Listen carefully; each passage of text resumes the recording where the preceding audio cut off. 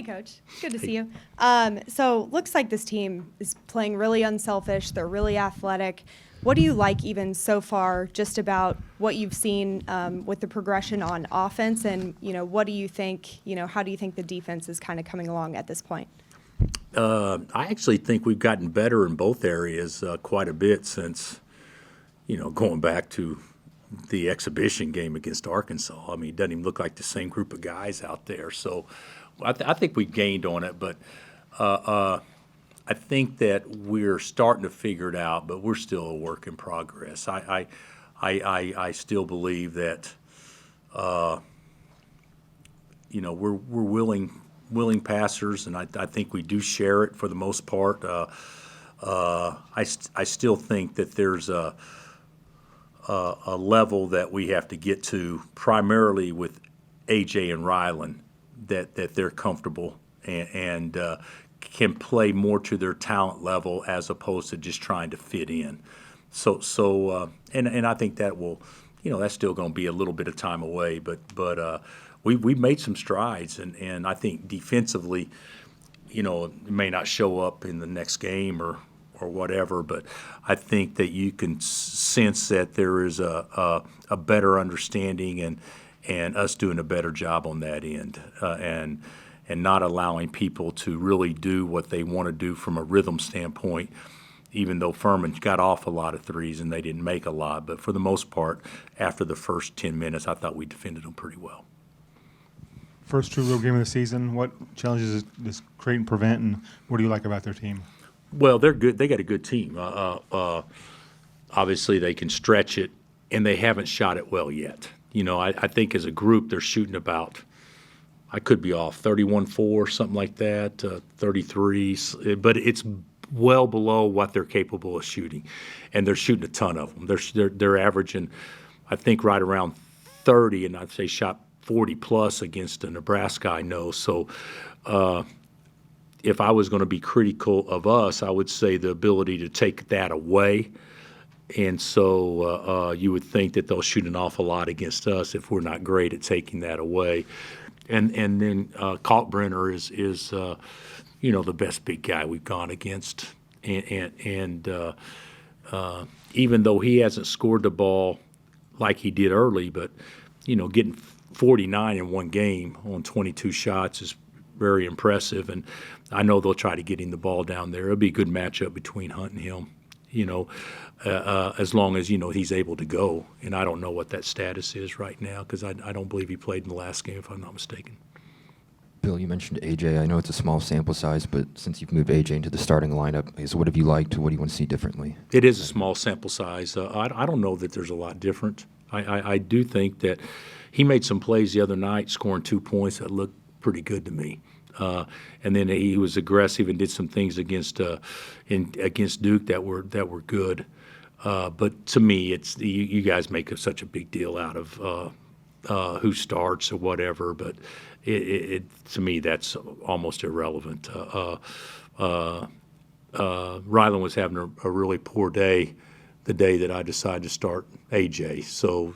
And there'll be another day where Zeke was having a really poor day when I decided to start Diggy. And you can go back and look at a lot of guys that maybe didn't get a start not because somebody else was doing something so well, maybe that they didn't have a very good day. I remember one day in practice, I decided not to start Marcus and start Markeith. And then he was bad, and I decided not to start Markeith and start Thomas, and he was bad. And then I decided not to stop Thomas and start Matt Kleinman against Tennessee.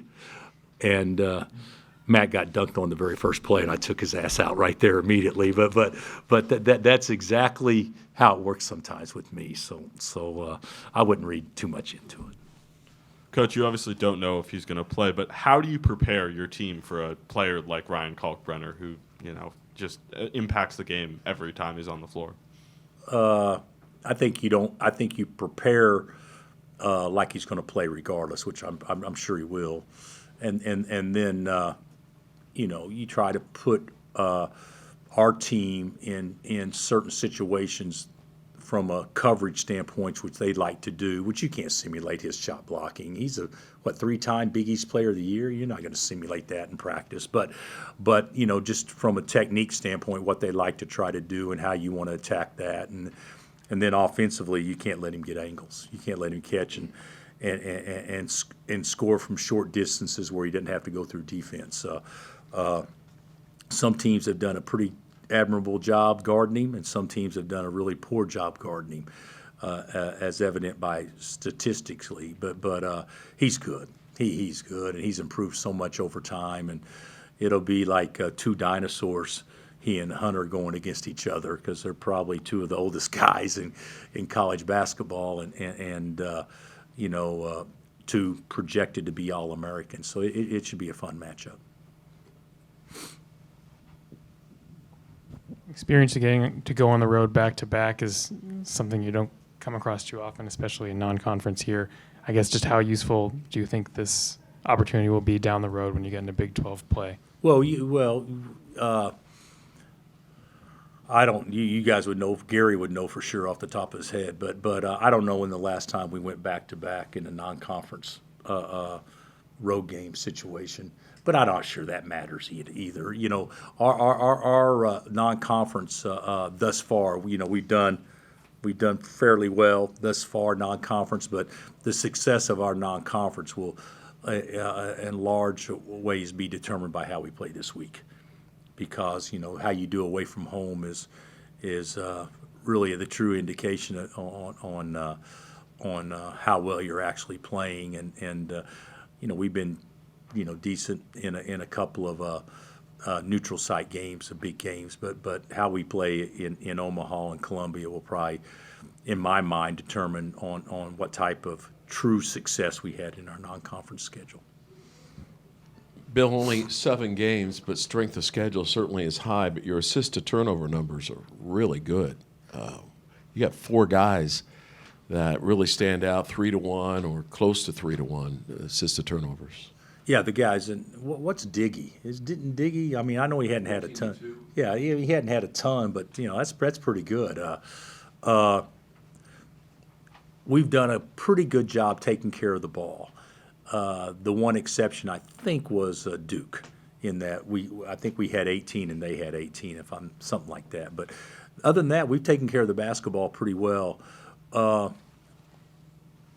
I actually like it more if our assist numbers aren't always so high, because when you get a lot of assists, that means you probably got good ball and body movement, but you're scoring off the catch.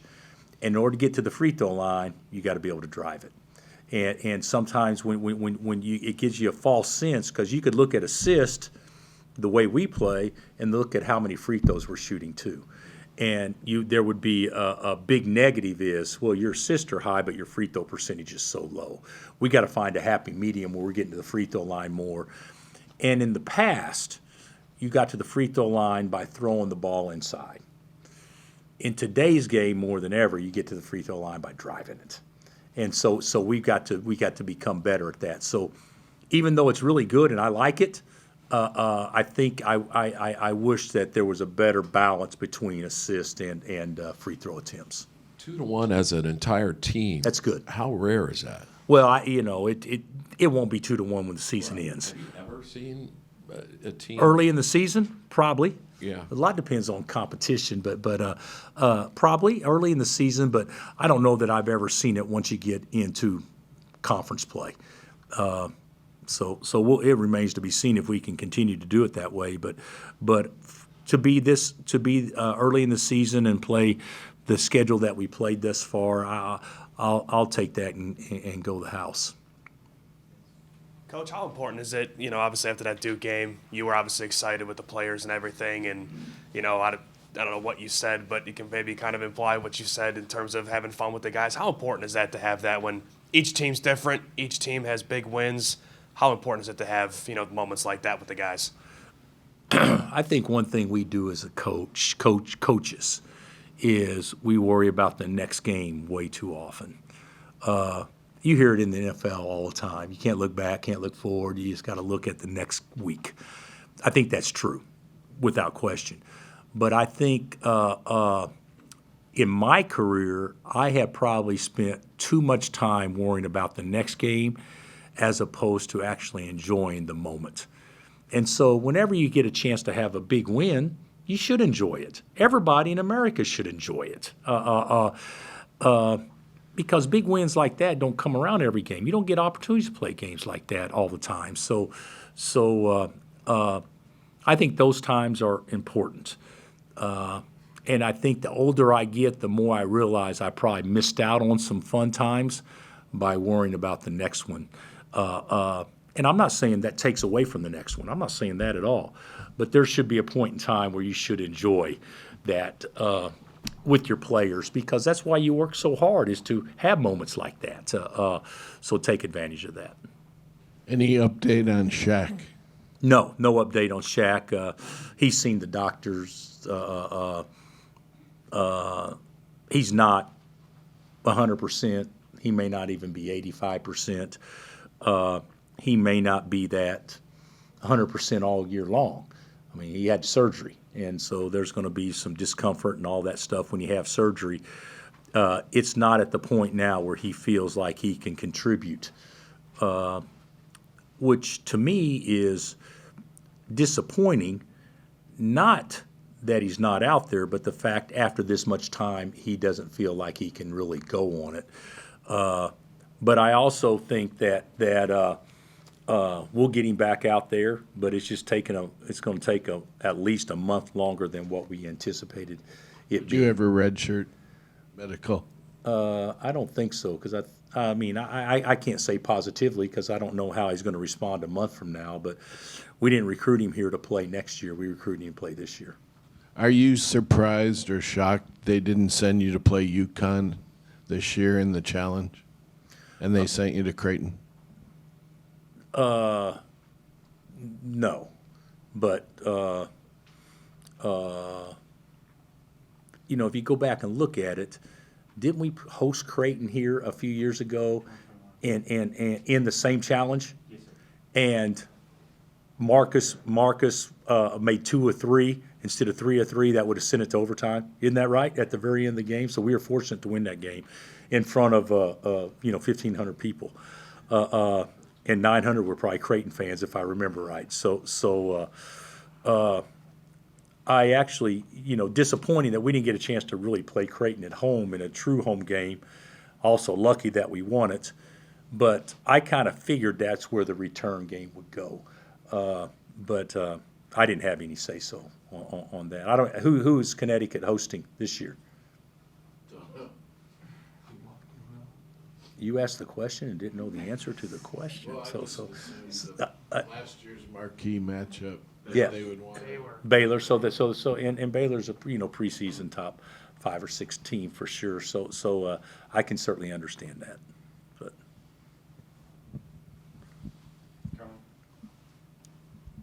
But Creighton guards could just give us a soundbite on what they have. well, they Ashworth's the goodest shooters we have in the country. And what's he shooting, about 40 this year so far? He's already taken.